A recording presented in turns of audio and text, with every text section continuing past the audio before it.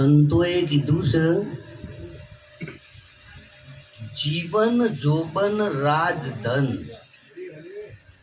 અવિચળ રહે ન કોઈ. જીવન, જવાની, સત્તા કાયમ રહ્યુએ નહીં અને ભવિષ્યમાં કોઈનું રહેવાનું નહીં. એટલે સંતો એટલા માટે પોકાર કરીને કીધું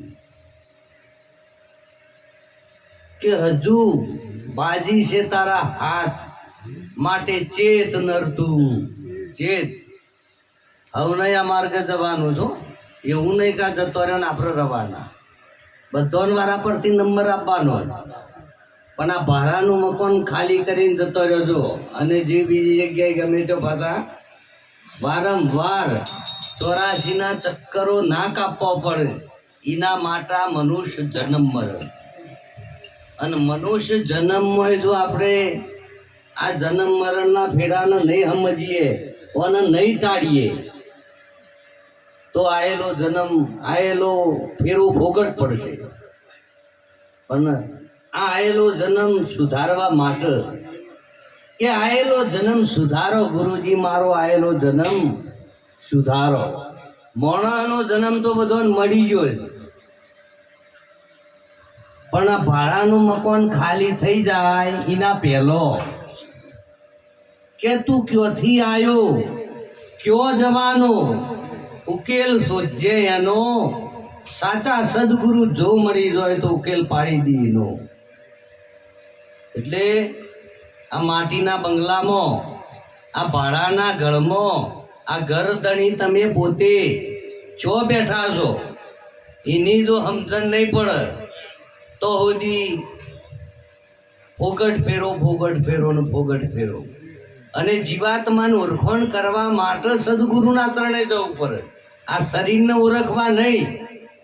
દર્પણમાં જઈને જોઈને આપણે આ શરીરને જોઈ, હાડકો, ચોબડું, આ બધું જોઈને આપણે નક્કી કરીએ છીએ કે આ હું છું. પણ આપણી મોટી ભૂલ છે, એ દર્પણમાં દેખાય એ તમારે રવાનું એ ઘર છે, પણ ઘરધણી તમે પોતે ચો બેઠા છો એ દર્પણમાં દેખાય એવું નથી. દર્પણમાં જઈને જોવો એટલે વાળ દેખાય, કપાળ દેખાય, ઓશ દેખાય, નાક, મોઢું બધું દેખાય, પણ આ મને જોવા વાળો કદી દેખાય છે? તમે કપાળ નહીં, તમે તમોન જોઈને એમ કહો છો દર્પણમાં જોઈને કે હું છું, તો બોલો તમે જોઈને સવારે બધા દર્પણમાં જોઈને નક્કી કરો. તમોન ખોરો પેલો મેં જોઈને બરોબર નક્કી કરવાનું. બધું જડશે પણ તમે નહીં જડો. કપાળ જડશે, ઓછો જડશે, ઢેચણ, વાળ, નાક બધું જડશે, પણ તમે જડશો તો તમે ચો છો? તમારું સાચું સ્વરૂપ શું છે? આ ચોબડાનું આ ઘર હોય તો તમારું સાચું સ્વરૂપ તમે ચેવા છો એ તો કોક દાડો જોવાની કોશિશ કરો. તારું એમ આપણું શરીર એવું તો આપણું સ્વરૂપ કેવું છે તે આપણે મળતા નહીં. લાખો જન્મો લીધા પણ મળતા નથી. જો આ શરીર છૂટી ગયું, શરીરમાં રહેવા વાળો જતો રહ્યો એટલે શરીરને તમે એને ઠેકો ન પાડતી. શરીરમાં જો સુધી જીવાત્મા હતો તો સુધી શરીર ગમે એમ ખાટલામાં પડી રહ્યું હોય, છે ડાકો લેતું હોય તોય પણ તમે એને બાળી આવો નહીં. એને અગ્નિ સંસ્કાર કરજો ના, અને માંથી નીકળી જાય છે એના પછી તમે લઈ જઈને અગ્નિ સંસ્કાર કરો. તો જે પડ્યું છે એના આખી જિંદગી તમે મા બાપ કીધું, ભાઈ કીધું, કુટુંબ કીધું, એ તો તમારું અમુક પડ્યું. અને જે મય નીકળી ગયું ન તો તમે કદી પાડ્યું જ નહીં. તો કને રોવો છો તમે? આપણે બધા માયાના રોઈએ છીએ. આપણો હકીકતની ખબર નહીં એટલે અંધશ્રદ્ધામાં આપણે આ બધું કરીએ છીએ, અજ્ઞાનતામાં કરીએ કે ભાઈ મરનારને તમે શું રોવો છો? નથી રોનારો રહેવાનો. આ બધા રોવા બેઠો છે, રવાનો ખરો એ કઈ નથી રવાનો. એટલે સાચું આપણે શોધીએ કે આમાં સાચું શું છે. સંતોએ પુકાર કરીને કીધું કે ભાઈ હંસા ગઈતી ગુરુજીના દેશમાં, જો છે જરહર જ્યોતિનો પ્રકાશ અગમ ઘેર જય ચડી. સંતોએ આ સુરતાને, આ જીવાત્માને સદગુરુના શરણે લઈ જઈ અને પોતાના સ્વરૂપનું ભોન કરાવવા લઈ જવાનું. આપણે ગુરુ શરણોમાં કોઈ કમાવા માટે, કોઈ નોકરી ધંધા માટે, સારું પદ મેળવી લેવા માટે નહીં જવાનું. સદગુરુના શરણોમાં ફક્ત આ શરીરમાં હું ક્યાં બેઠો છું, મારું સ્વરૂપ કેવું છે, અને આ શરીર પડી જાય એના પહેલો મારે જેવી રીતે એમાંથી નીકળવું અને હું કરવું, આનો ઉપાય માટે જવું પડે. પણ આપણે ગુરુ શરણે જઈએ, ખાલી ગુરુ મહારાજ વાતો કરે ને આપણે કોને જ વાતો અફરીને આયા હરી હરી વાવાન કહ્યું કોઈને પતિજી ભક્તિ એવું નહીં. मिटा दे अपनी हस्ती को अगर कुछ मर्तबा चाहे, मिटा दे अपनी हस्ती को अगर कुछ मर्तबा चाहे. આપણી હસ્તીને મટાયા વના મસ્તી કદી મળતી નહીં. ઓના માટે એક તાર થવું પડે, લક્ષ્ય પાકું કરવું પડે. ને સદગુરુના બતાવેલા રસ્તા પર આપણે પૂરા હેડીએ તો લક્ષ્ય આવે ને આવે. એટલે સંતોએ આ શરીરમાં આત્મા અને પરમાત્મા બે વસ્તુ જુદી નહીં બતાવી. આત્મા છે એ જ પરમાત્મા છે, પણ આત્મા જો હસલ્યો આખા શરીરમાં સંતોએ બતાવ્યું કે ભાઈ 9 દરવાજા બંધ કરો તો 10મામાં વાગશે ડંકા. આપણે કોઈ દારો હોભળ્યા? આપણા પહેણ વાગે છે 24 કલાક 8 પોર ને 32 ઘડી તમારા મસ્તકમાં એક નાદ વાગે છે. 8 પોર ને 32 ઘડીએ બંધ નહીં થતો. બંધ થાય તો શ્વાસ બંધ થઈ જાય, શ્વાસ બંધ થાય તો ધબકારા બંધ થઈ જાય, ધબકારા બંધ થાય એટલે રોમ બોલો ભાઈ. કરામત તો બીજા ગોઠવેલી. એટલે સંતોએ ખોરી કાઢ્યું કે આ કાયામાં 9 દરવાજા 10મા ઉપર છે બારી. એ બારી કોઈ સંત ખોલે જેને કુંચી હોય ગુરુ ગમની. હવે ન આપણે જન્મ્યા તે તાર સુધી 9 દરવાજોની ખબર છે, 10માની ખબર છે. આપણો 10માની ખબર નહીં, અને ખબર હોય તો ખોલવાની ખબર નહીં, અને ખોલ્યો હોય તો પરમાત્મા જોઈ હોતવાની જરૂર નહીં. કે માટી કેરે બંગલે મેં, આ માટીના બંગલામાં કોણ બોલે છે? માટી તો કશું બોલે નહીં. જો માટી બોલતી હોય તો અમારી પ્રાણ નીકળી જાય એટલે બોલજે શરીરને મોઢાને કે બોલી. તો બોલવા વાળો કોક જુદો છે, ખબર પડવી જોઈએ. તો કોણ બોલે છે કે માટી કેરે બંગલે में बोलता न कौन था? माटी तो कछु बोले नहीं, फिर उसके अंदर कौन था? આ કથા કોણ વાંચે? આ કોણ લખે છે? આ લખનારો લખવામાં ના આવે કે ગણનારો ગણતરીમાં ના આવે. સદગુરુ મળતો સમજાય. એટલે આપણે આપણો નહીં ઓળખતા, આપણે હોવા છતોય શરીરમાં છીએ, અને આપણને ખબર પડે છે કે ખરેખર શરીરમાં આપણે હાથ હલાવવો હોય તો હાથ હલે, પગ હલાવવો હોય તો પગ હલે. હાથ ગમે તો તમે કહો ગુદામ ગાલો, ગુદામ પર હાથ પાડતો નહીં. બોલો છતોય પણ આખા શરીરના કોણ ચોરાઈને શું કરે એની આપણને ખબર નહીં. એટલા માટે મરતા સમયે 9 દરવાજોમાંથી ગમે તે દરવાજા થઈ અને સુરતા જાય, જીવાત્મા જાય, એટલે એને 84ના ફેરથી અવતારો લેવા પડે. અને 9 દરવાજા બંધ કરી અને 10મો ખોલીને 10માની બહાર જીવતો મરવાનું છે. કે જીવતો ઘર ઢૂંઢો બંદા, જીવતો ઘર ઢૂંઢો, મર્યા પછી મુક્તિ માગશો તો કારાગરનો કૂવો. મર્યા પછી મુક્તિ ના મળે, અને છેલ્લા સમયે રોમ રોમ કરવાથી કોઈ પત્તો લાગવાનો નથી.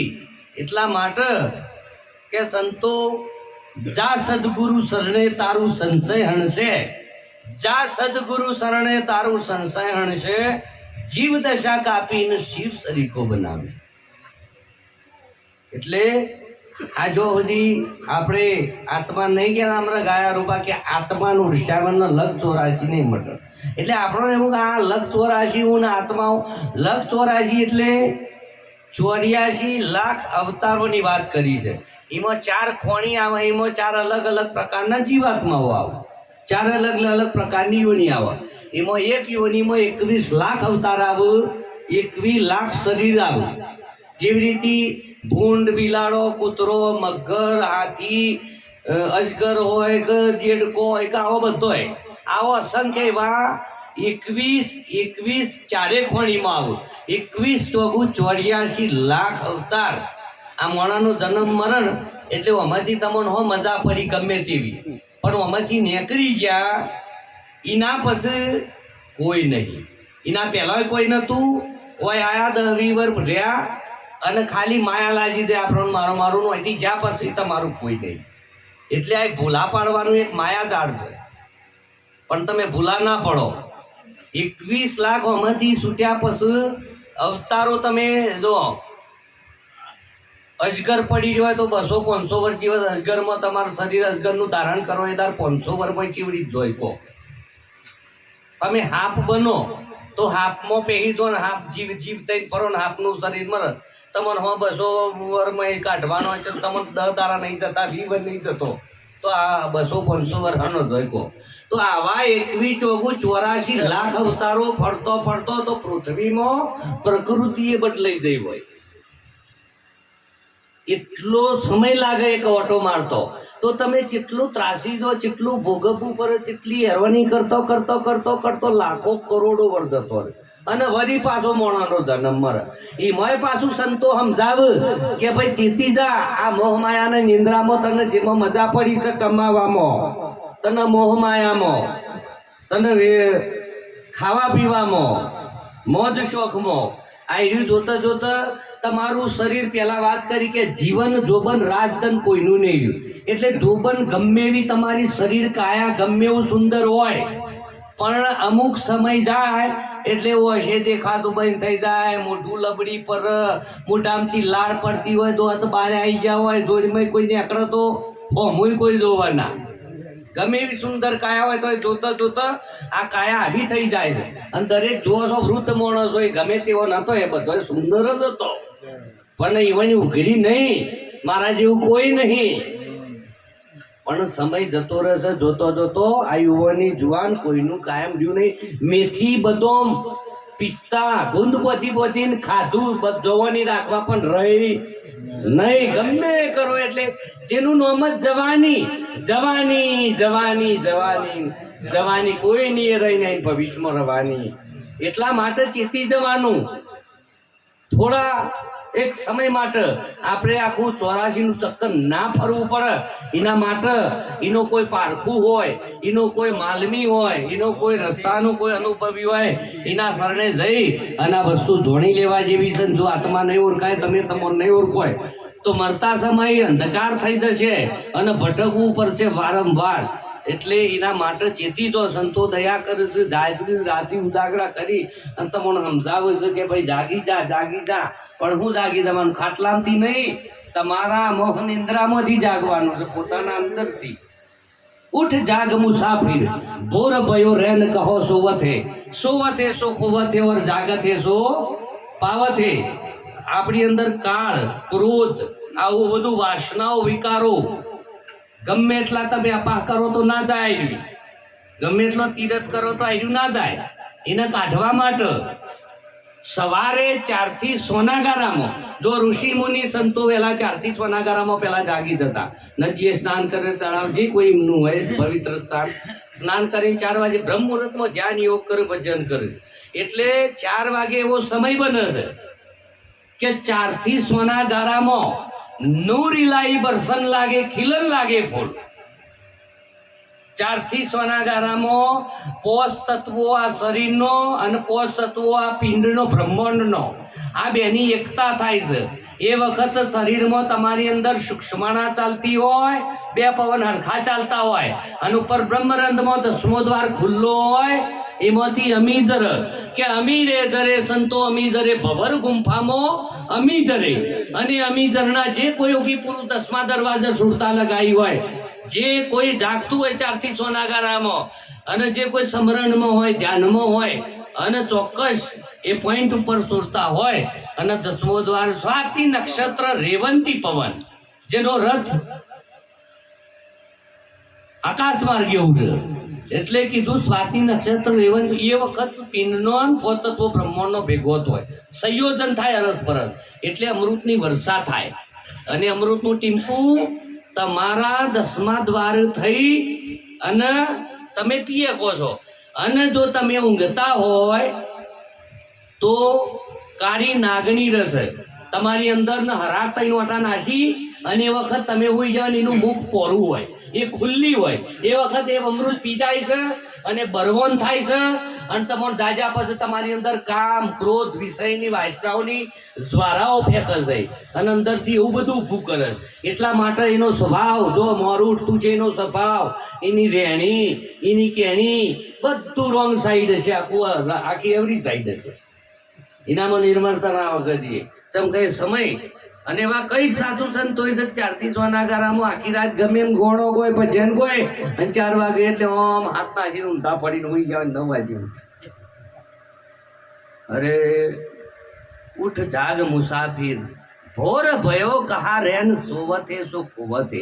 આ અમૃત જાય છે, સમય જાય છે અને સમય હાચવવાનો છે. પણ આ કોઈ સાધુ સંતો કરીએ કે લાઈન ભક્તિની આધ્યાત્મિક છે, પણ આ બધું જાણવા માટે કોઈ સંતો પાસે જવું પડે, આપણે બેહવું પડે, વાત જાણવી પડે, એમના પાસે માગવું પડે, પૂછવું પડે, તો આપણને ખબર પડે ને કે આ વસ્તુની કોઈ ખબર, આપણે પરામર્શી આપણને કઈ ખબર પડે એવી નથી. હજારો ગુરુ હજારા રસ્તો બતાવે પણ તમે બે વર્ષો બંધ કરો. આ મુદ્દો યાદ રાખવાનો. હજારો ગુરુ હો કરાવતા પણ બે વર્ષો બંધ કરે એટલે અંધારું જે દેખાય છે ને એ અંધારું